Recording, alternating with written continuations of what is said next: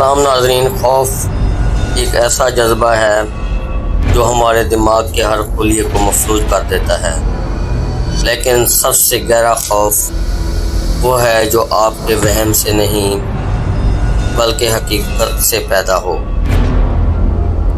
आज मैं आपको एक ऐसी सच्ची कहानी सुनाने जा रहा हूँ जो एक हमारे सब्सक्राइबर आमिर और उनके दो साथियों के साथ दिल्ली के एक ख़ास हाईवे पे पेश आई।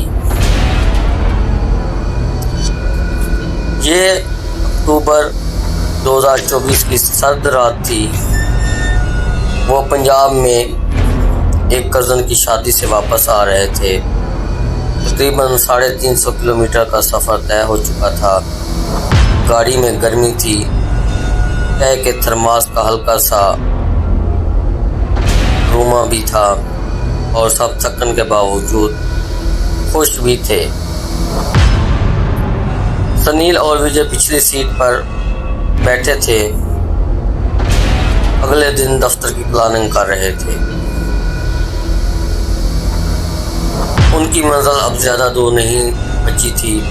वो इस पॉइंट पर पहुंच चुके थे जहां पर साइन बोर्ड पर लिखा था दिल्ली 90 किलोमीटर, लेकिन मकामी लोग कहते हैं ये 90 किलोमीटर का रास्ता सफ़र नहीं बल्कि एक आजमाइश है, क्योंकि इस रास्ते पर सदियों से एक आसेब का साया मौजूद है। और ये बात उन्हें एक ड्राइवर ने बताई थी, जिसका सनील ने बखूबी मजाक भी उड़ाया था।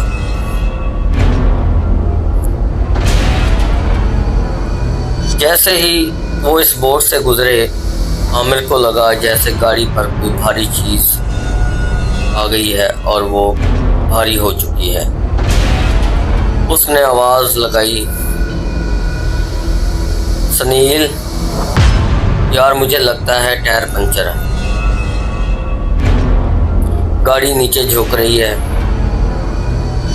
सनील जो नींद में था सुनते हुए, क्या यार आमिर सो जाओ, अब सब ठीक है। विजय बोला, आमिर भाई मुझे भी अजीब लग रहा है, ठंडी अचानक हवा ऐसे हो गई। आमिर ने साइड मोड़ कर देखा, सड़क की ब्लैक कार जो है ऐसे लग रही थी जैसे उस पर तेल बह रहा हो। और फिर गाड़ी की हेडलाइट्स बिल्कुल सामने एक सफ़ेद सा मरा हुआ ढांचा नजर आया। आमिर डर गया और ब्रेक लगा दी। गाड़ी झटके से बंद हो गई और तीनों की सांसें रुक सी गईं। आमिर बोला, तुम लोगों ने देखा? सुनील बोला, अब वो संजीदा हो चुका था।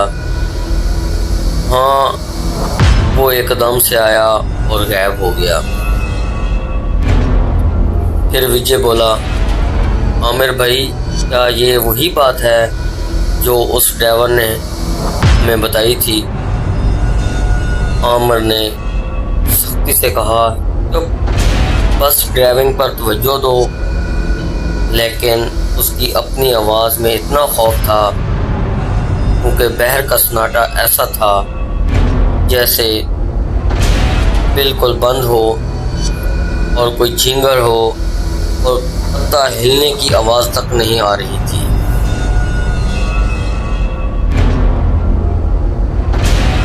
उन्होंने आहिस्ता आहिस्ता गाड़ी बढ़ाई और एक पुल के करीब पहुंच गए।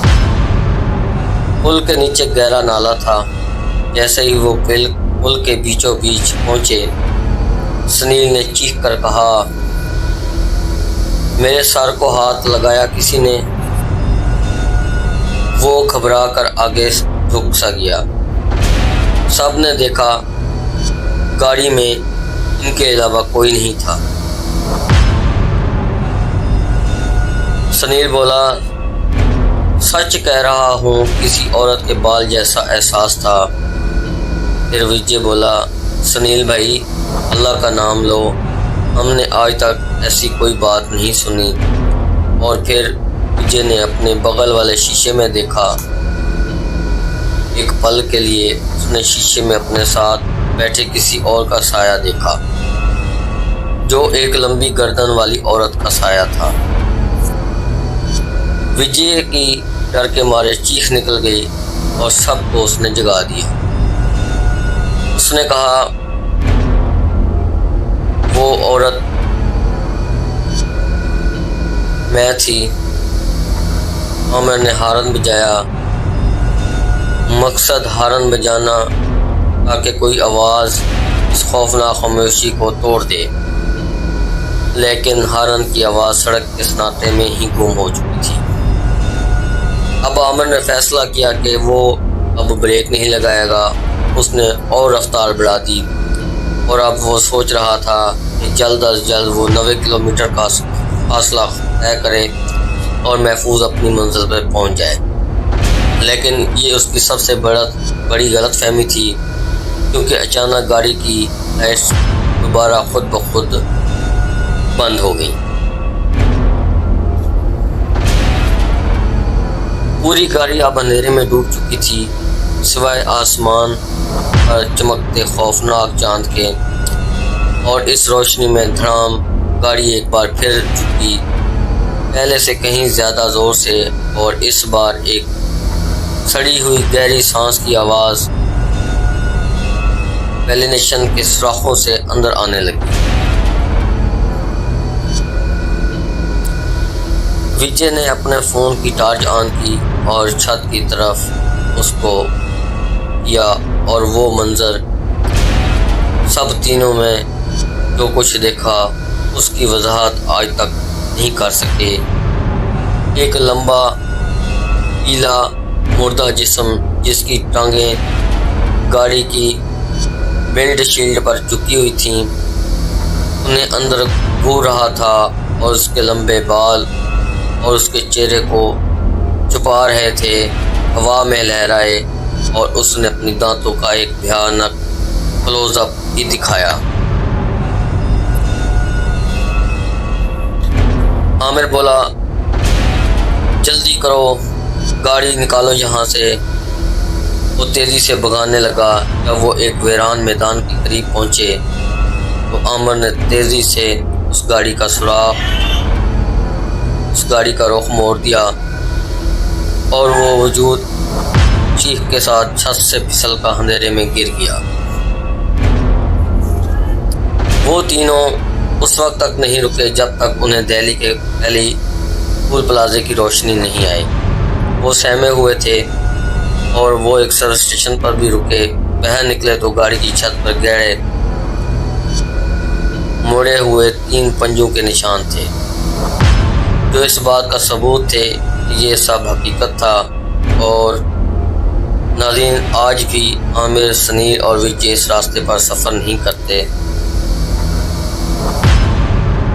और अब मैं ये फैसला आप पर छोड़ता हूँ, क्या ये एक शहरी अफसाना है या एक हकीकी हॉरर स्टोरी है। अगर वीडियो अच्छी लगे तो इसको लाइक करें और दोस्तों के साथ भी शेयर करें। शुक्रिया।